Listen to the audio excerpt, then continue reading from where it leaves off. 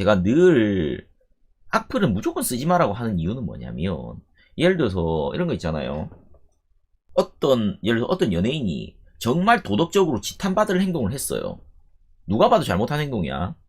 뭐 술 먹고 뭐 음주 상태로 뭐 누굴 폭행을 했다. 뭐 이런, 누가 봐도 어떤 사람이 봐도 저 사람이 무조건 잘못한 거야. 도덕적으로 잘못했고 사회 통념상으로도 잘못했던 이런 일을 하는 경우들이 있다, 그죠? 그러면 그 사람의 어떤 기사가 떠 있을 때 거기에다가 막 심한 욕을 쓰는 자체도 악플이에요. 심한 욕을 쓰는 자체도 악플이거든. 그러면 그런 일들을 우리 기사를 통해 보면 나는 저렇게 살지 말아야지 하고 그냥 나를 그냥 반성을 하면 돼요. 꼭 그 기사를 찾아가가지고 막 모진 말을 쓴다 해서 달라지는 건 없어요. 그게 잠정적인 나를 악플로로 만들고 있는 거예요, 지금 이게. 그 사람이 아무리 잘못을 했다 해도 그렇게 막 내 입과 내 손을 더럽혀가면서 악플을 쓸 필요가 없다는 거지. 그거 역시 악플이거든. 그 자체가 악플이란 말이지. 근데 그런 것도 나는 하지 말라 그러는데, 저는 잘못을 한 게 없는데 악플에 시달리니까 얼마나 힘들었겠습니까, 진짜로. 뭐 하루에 뭐 악플이 막 한두 개 오면 뭐 치고 웃고 넘기겠지. 근데 아까 제가 말씀드린 것처럼 진짜 절정으로 악플 달릴 때 하루에 2, 300개씩 달리니까. 그거 봤죠? 지금 제가 아직 항고장을 제출 안 했는데, 이 토요일, 일요일 지나서 이제 다음 주중에 이제 항고장을 작성해가지고 등기로 보낼 거거든요. 보낼 건데, 그 사람, 무혐의 받은 그 여자가 쓴 글의 게시글에 제가 받은 PDF 파일에 보면 댓글이 96개가 달려 있어요. 지금은 아마 며칠 더 지났으니까 아마 댓글이 더 늘어났겠죠. 아니면 그 게시물이 삭제됐는지는 모르겠는데, 아무튼 거기 이제 96개 댓글, 제가 받은 자료에 보면 96개의 댓글이 달려 있는데, 그 전부 다 일맥상통한 내용은 그 사람, 무혐의 받은 사람을 응원을 하고 있어요. 응원. 아이고 마음고생 많으셨네요.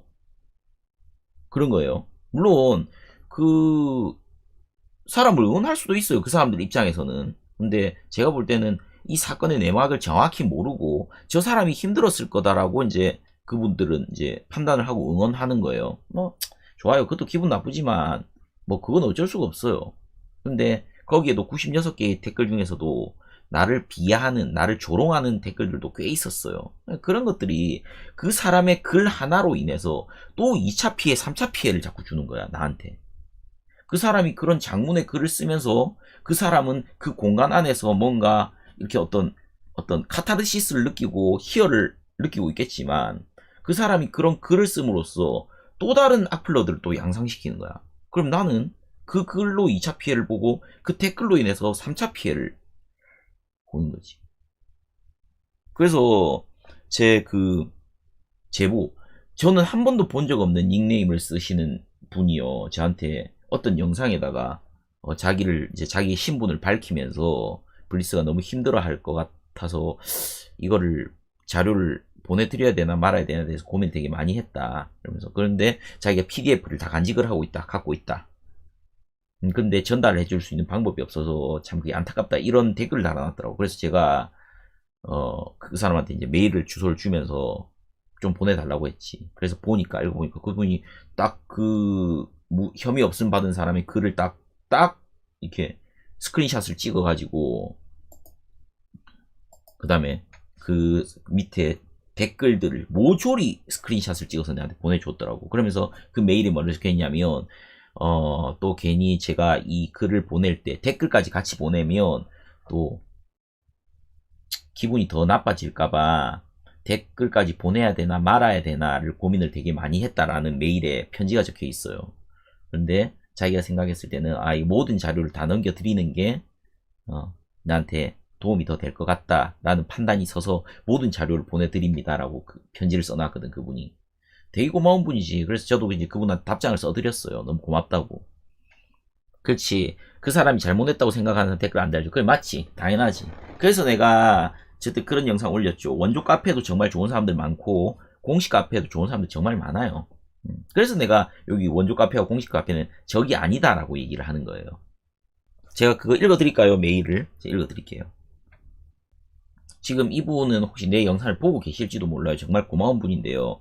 이분의 어떤 닉네임이나 이런 건 제가 이제 말씀드리지 않고 제가 좀 메일 내용의 일부를 좀 읽어 드릴게요. 되게 길게 써주셨어요. 나름의 이 어떤 사람이 그렇게 악플을 쓰는지에 대해서 나름 또 분석도 하셨고, 그 사람이 아닐까요? 어떤 누구를 또 지칭해가지고 이 사람인 것 같다는 어떤 생각까지 포함을 해주셨어요. 근데 그런 거는 제가 읽어 드릴 수가 없고, 이렇게 해놨어요. 아, 이 말이 진짜 이분이 참 대단한 것 같은데, 그 혐의 없음을 받은 그 사람 있죠. 혐의 없음 받은 그 사람이 어 자기가 그 장문의 게시글을 쓰고 그 밑에 댓글이 엄청 많이 달렸다 했죠. 그 많은 댓글 중에 그 게시글을 쓴 여자가 어디 또 대댓글을 달아놨는데, 대댓글에다가 이런 식으로 써놨어요. 음, 자기가 3건의 명예훼손, 모욕에 관련돼서 조사를 받았는데, 이 사건 3개 다가 같은 검사가 일 처리를 하고 있다. 그런데 내 사건이 혐의 없음을 받았기 때문에 나머지 2건도 그렇게 처리되지 않겠느냐. 혐의 없음으로 처리될 것이다.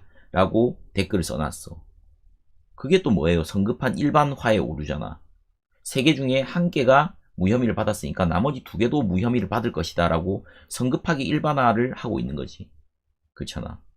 근데 물론 그 사람 말처럼 3개 다가 무혐의 날 수도 있어요. 그건 끝까지 지켜봐야 되는 거고. 그리고 이제 이 저한테 제보 메일을 주신 분이 이렇게 해놨어요. 그 3건 중에서 1건에 대한 결과를 받은 듯 싶은데 경솔하게 3건 다 무혐의 처분 받은 걸로 판단한 듯 합니다. 1건을 무혐의 처분 받았다고 자랑질 하다가 본인이 악플러라고 자수를 한 셈이죠. 라는 글을 써놨어요. 맞잖아. 이게 진짜로 정확히 맞는 얘기지. 그 혐의 없음을 받은 그 여자가 보세요. 가만히 있는 내한테 악플을 썼기 때문에 제가 고소를 했지. 아무 글도 안 썼는데 내가 고소를 할 일은 없다, 그죠? 나머지 3건 전부 다 그럴 거예요. 저를 제외한 나머지 2건 다. 그 여자가 어떤 사람한테 안 좋은 글을 썼으니까 그분들도 자기 시간을 내가지고 검찰청이 됐든 경찰청이 됐든 가서 신고를 한 건데, 이 사람은 그 3건의 조사를 받은 게 되게 자랑스러운가 봐요. 그 중에 1건을 제 건을 혐의 없음을 받았는데, 그래서 그게 되게 자랑스러운가 봐. 그래서 이분이 딱 정확하게 얘기하잖아. 혐의 없음 받았다고 자랑질을 하다가 알고 보니까 본인이 악플러였다고 자수한 셈이다 이거야. 맞지? 자기가 아무 글도 안 썼으면 고소를 받을 일 자체가 없었을 텐데. 그리고 끝에 이렇게 써주셨어요. 블리스님이 상처받을까봐 댓글을 전송을 할까 말까 하다가 보내기로 마음먹었습니다. 웃으면서 악플에 대해 말씀하고 계시지만 속마음은 너무 아프십니다. 아픈 거 다 알고 있다 이거지. 씩씩하게 이겨내시길 바랍니다. 응원합니다. 라고 이렇게 편지를 써주셨어요. 그래서 제가 이분한테 답장을 뭐라고 했냐면요. 너무 고맙잖아.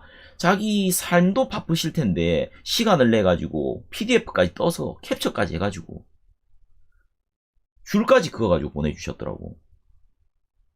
그래서 제가 이제 답장을 이렇게 했어요. 제가 쓴 편지도 제가 다는 못 읽어드리고 일부만 좀 읽어드릴게요. 우선 보내주신 메일 잘 받았습니다.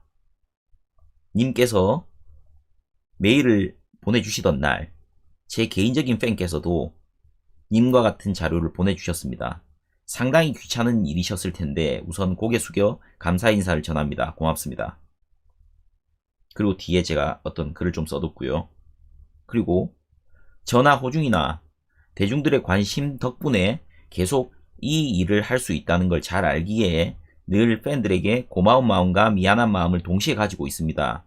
늘 그랬듯이 저는 말을 아끼고 있습니다.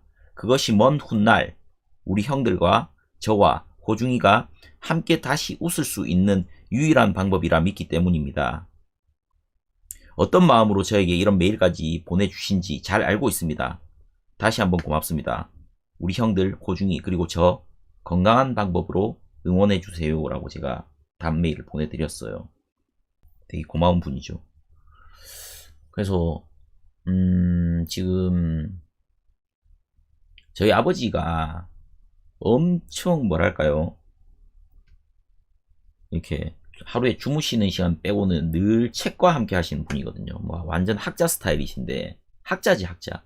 그래서 저한테 아버지 자필로 수기로 해서 A4 용지 한 7, 8장 정도를 쓰셔가지고 그걸 사진으로 찍어서 저한테 카톡으로 다 보내주셨어요. 아, 정확히 8장이구나. A4 용지 8장 분량을 아버지가 직접 쓰셔서 저한테 8장, A4 용지 8장 분량을 저한테 사진을 찍어서 저한테 보내주셨어요, 지금. 그래서 제가 그거를 지금 엄청 곱씹으면서 여러 번 보고 있어요, 지금. 역시 우리 아버지답다 할 정도로 진짜 냉철하게 잘 글을 써 두셨더라고. 그럼에도 불구하고 이 항고가 받아들이질 확률이 10% 밖에 되지 않는다 그러거든요. 10명이 항고장을 제출하면 1명 정도 사건을 재수사한다 이거죠. 사실은 참 힘든 싸움입니다. 이게 힘든 싸움인데, 제가 이렇게 하는 이유는 그 악플러가 좀 정신을 분명히 차려야 되고, 그리고 제 명예를 찾아야 돼요. 명예를. 그 카페에서 저를 조롱하는 그 글 때문에 그들은 또 그 글을 보고 내가 또 나쁜 사람이라고 생각하는 사람이 또 생겼을 거란 말이지. 근데 제가 용서를 할 수 없다는 겁니다. 그게. 요번에 정말 진짜 나 이제 어디 가서 이제 어른이다 해도 될 정도로 많이 배웠어요, 진짜. 막 억울한 얘기를 하면 진짜 한도 끝도 없어요. 내가 왜 이렇게 당해야 되지라는 생각을 하게 되면요, 억울해서 미쳐버릴 것 같아, 진짜. 내가 왜 지금 이런 험한 꼴을 당해야 되지? 그리고 내가 왜 내 시간을 써서 내가 고소장을 써야 하며, 내가 왜 명예훼손이나 모욕죄에 관련된 걸 공부를 해서 내가 항고장까지 써야 되며, 왜 내가 내 시간 내서, 내 돈 내서, 내 에너지를 써서 검찰청을 왔다 갔다 해야 되며, 왜 경찰서를 왔다 갔다 해야 되는지 라는 생각이 들면 진짜로 용서를 할 수가 없어요. 용서를 할 수가 없어요. 근데 지금 제가 진짜로 찐으로 진짜 웃는 겁니다, 지금. 예전에는 화가 났는데, 이제는 그 시기가 많이 지나니까 나도 이제 요 안에 내성이 이제 생긴 거야, 이제. 무슨 예방주사를 한 10대 맞은 것처럼. 가만히 있다가 사실은 이래 되거든. 가만히 있다가. 막 그런 얘기 많이 하잖아요. 아, 악플 그거 무시하세요, 무시하세요. 막 이렇게 얘기하는데요. 그 무시하는 거 안 돼요, 그 악플 그거는. 왜냐면, 제가, 물론 다 지나간 이야기지만, 결과론적인 이야기지만, 작년에 맨 처음에 막 4월달, 3월달, 4월달쯤에 스물스물 악플이 올라올 때, 그때 그거 아니었다고 딱 내가 그냥 탁 못을 박아 삐으면, 이렇게 커지지 않았을 거라는 생각도 들어요. 근데, 일일이 대응을 못하니까 그냥 그때 웃고 넘겼어요. 웃고 넘겼는데. 야, 이런 얘기도 나오는구나. 저런 얘기도 나오는구나. 진짜로 참 허무맹랑한 이야기까지 다 튀어나올 때 제가 웃고 넘겼어요. 그러다가 있다가 6월달쯤 되니까 와, 이거는 너무 걷잡을 수 없이 커져 있더라고, 지금. 거짓말 막 허위의 사실들이 붙어가지고 나는 너무 나쁜 사람이 돼 있더라고. 아, 이제 막아야 되겠다. 이제 막아야 되겠다. 했을 때 좀 늦었더라. 좀 늦었더라. 그때 내가 그런 걸로 뭐 엄청 스트레스 받고 있을 때 우리 엄마가 고소하지 마라 그랬어요. 근데 만약에 있잖아요. 지금 다 지나간 얘기인데 내가 만약 고소 안 했죠. 고소 안 하고 지금까지 고소를 안 했으면 진짜 악플 지금 감당도 안 될 정도로 지금 넘쳐날 거예요, 지금. 근데 이게 지금 그때쯤에 제가 9월 달에 검찰청에 고소장을 제출했는데 준비를 꽤 오래 했죠. 한 2개월 넘게 자료를 수집하고 고소장을 수정하고 하면서 시간이 한 2개월 정도 흘렀는데요. 그때라도 고소장을 제출했기 때문에 이 또 계속 장기적으로 발생할 수 있었던 악플러들한테 제가 한번 경종을 울린 거예요. 그래서 악플의 수가 많이 줄어들었다라고 저는 확신을 하고 있어요, 지금. 그래서 고소를 한 건 정말 신의 한 수고, 근데 또 고소했다고 또 비아냥거리거든. 그럼 이렇게 생각하면 돼. 본인이 악플에 한번 시달려 봤을 때를 딱 역지사지 해보면 돼. 저게 지금 남의 일이 아니고 내 가족의 일이다. 내 자식의 일이다. 우리 친지의 일이다. 우리 친구의 일이다. 라고 생각하면 상황은 달라져요. 그래서 그때 우리 엄마가 웬만하면 연세도 많으신 분들인 것 같은데 고소하지 마라 여러 번 말씀하셨어요 저한테. 그래서 제가 진짜 고소장을 찢어버릴까 생각을 이제 수도 없이 많이 했어요 진짜. 근데 그때 내가 진짜 고소 안 했으면 진짜 나는 내가 산산조각이 났을 것 같아.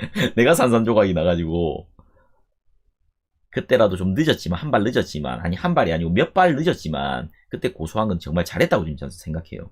근데 그 싸움이 아직도 끝이 안 난 거야. 그 싸움이 아직도 끝이 안 난 거야. 재밌는 경험 그때는 너무 힘들었는데 지금 지나고 나니까 물론 아직 모든 사건이 다 종결이 안 됐지만 참 귀한 경험을 지금 저는 하고 있어요 진짜. 물론 내 시간이 너무 아깝지 내 에너지가 너무 아까운데 이미 벌어졌으니까 매듭은 잘 지어야 되고 내가 피해자인데 내가 싸움에서 져버리면 난 두 번 지는 거예요. 맞잖아요. 내가 피해자인데 내가 이유도 없이 악플에 시달리고 있는 피해자인데 내가 요번에 혐의 없음 받은 무혐의 받은 그 여자한테 항고를 했는데 또 내가 만약 진다면 난 두 번 지는 거예요 그 사람한테. 그래서 난 끝까지 갈 거예요 이거는.